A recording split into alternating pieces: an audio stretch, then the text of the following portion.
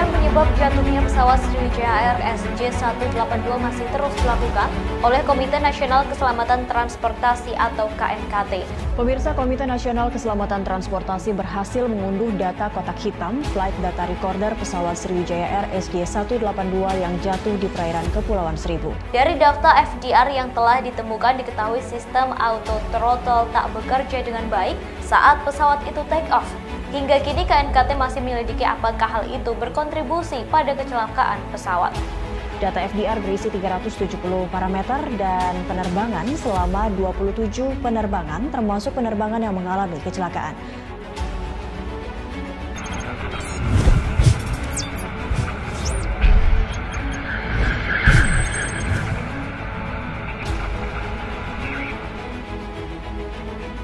Penyelidikan KNKT terus berlanjut.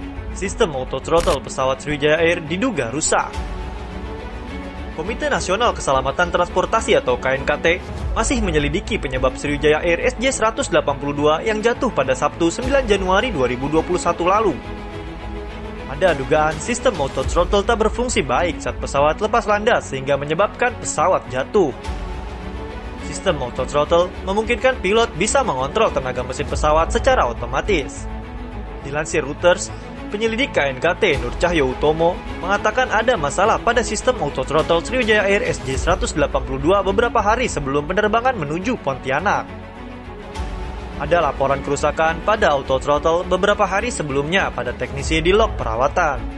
Tapi kami tidak tahu apa masalahnya, ungkap Nur Cahyo kepada Reuters pada Jumat 22 Januari 2021. Jika kami menemukan CVR atau cockpit voice recorder, kami bisa mendengar diskusi antar pilot, apa yang mereka bicarakan, dan kami akan tahu apa masalahnya.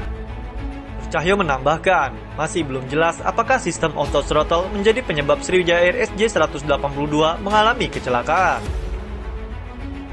Ia menyebutkan, pesawat diperbolehkan terbang meski sistem auto throttle tak berfungsi. Pasalnya, pilot bisa mengendalikan secara manual. Sementara itu, pihak Sriwijaya belum bisa mengomentari soal teknis yang menyangkut penyidikan sebelum ada pernyataan resmi dari KNKT. Dilansir Wall Street Journal yang dikutip Reuters, berdasarkan sumber dekat, data flight data recorder atau FDR menunjukkan sistem auto throttle tidak beroperasi secara baik di salah satu mesin pesawat saat lepas landas dari Bandara Soekarno-Hatta pada Sabtu 9 Januari 2021. Alih-alih mematikan sistem, rekaman FDR mengindikasikan pilot mencoba membuat throttle yang macet berfungsi, terang Wall Street Journal. Pada Selasa 19 Januari 2021, KNKT merilis laporan awal terkait kecelakaan Sriwijaya Air SJ182. Ketua Subkomite Investigasi Kecelakaan Penerbangan, Kapten Nur Cahyo Utomo mengatakan, pihaknya telah berhasil mengunduh data-data dari flight data recorder atau FDR. Mengutip Kompas.com, data yang diunduh berisi 370 parameter dan 18 data penerbangan. Kami sampaikan bahwa data dari flight data recorder sudah bisa kami dapatkan. Sudah berhasil diunduh dengan total 370 parameter, 27 jam dan atau 18 penerbangan, termasuk penerbangan yang mengalami kecelakaan, ungkap Nur Cahyo. Lebih lanjut, Nur Cahyo mengatakan pihaknya masih mendalami data yang telah diunduh tersebut. Ia menyebutkan pihaknya masih belum bisa menginformasikan hasil temuan lebih lanjut pada masyarakat. Namun, Nur Cahyo mengaku KNKT sudah menemukan beberapa petunjuk untuk mendalami investigasi jatuhnya pesawat Sriwijaya Air SJ182 di perairan Kepulauan Seribu. Investigasi tersebut, ujar Nur Cahyo, dilakukan bersama tim dari Amerika Serikat berjumlah 11 orang. Selain itu, KNKT juga dibantu tim investigasi dari Singapura, The Transport Safety Investigation Bureau atau TSIB. Terkait hasil investigasi awal, Nur Cahyo mengatakan pihaknya akan mengumumkan 30 hari setelah kecelakaan terjadi. Kami berharap bahwa dalam 30 hari setelah kecelakaan, kami akan mempublikasikan laporan awal atau preliminary report. Dan apabila nanti preliminary ini akan dipublikasikan, kami akan menyampaikan kepada masyarakat luas, ungkap Nur Cahyo. Dikutip dari laman penerbangan ilmuterbang.com, sistem auto throttle adalah sistem untuk mengatur tenaga pesawat secara otomatis. Dengan adanya sistem ini, pesawat hanya perlu memberitahu kecepatan yang diinginkan ke komputer. Selanjutnya, komputer akan mengatur tenaga mesin untuk menerbangkan pesawat dengan kecepatan yang diinginkan. Sistem ini pada dasarnya mirip dengan yang ada di mobil mewah, cruise control, yakni sistem yang menjalankan mobil dengan kecepatan yang diinginkan tanpa harus menginjak pedal gas. Sementara itu, merujuk tulisan mantan KSAU Cepi Hakim yang dimuat di kompas.com pada 22 April 2016 yang berjudul "Bahayanya Bila Terlalu Mengendalikan Autopilot", ketergantungan pilot terhadap sistem otomatis di pesawat menyebabkan dua hal. Pertama, dengan terlalu mengandalkan peralatan otomatis dalam mengendalikan pesawat, maka tingkat kewaspadaan seorang pilot pasti tidak berada dalam kondisi yang sama apabila dia tidak menggunakan peralatan otomatis. Yang kedua adalah keterampilan dasar dari seorang pilot hanya akan dapat terjaga dengan baik apabila pilot sering melakukannya dalam menerbangkan pesawat sehari-hari. Dipastikan, dengan terlalu seringnya pilot mengandalkan peralatan kemudi otomatis telah menyebabkan pilot jarang memperoleh kesempatan menerbangkan pesawat secara manual.